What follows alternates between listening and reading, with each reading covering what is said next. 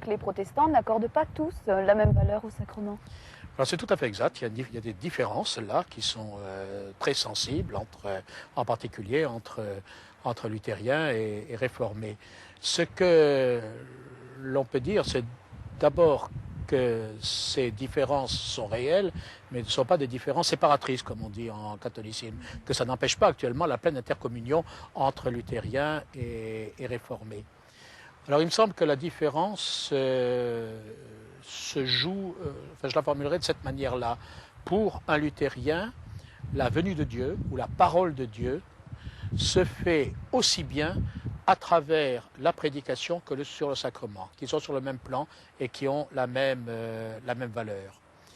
Que pour un réformé, la parole de Dieu se fait entendre et la venue du Christ se fait d'abord dans la prédication, qui devient vraiment l'élément essentiel, l'élément fort. Et le sacrement est une sorte d'accompagnement qui vient en second lieu et qui est subordonné à la prédication. Je crois que peut-être une autre chose joue aussi entre luthériens et réformés, c'est que du point de vue des réformés, le sacrement a une valeur pédagogique, hein. Il est là pour aider. Et d'une certaine manière, c'est aussi peut-être une réponse à la dame de tout à l'heure.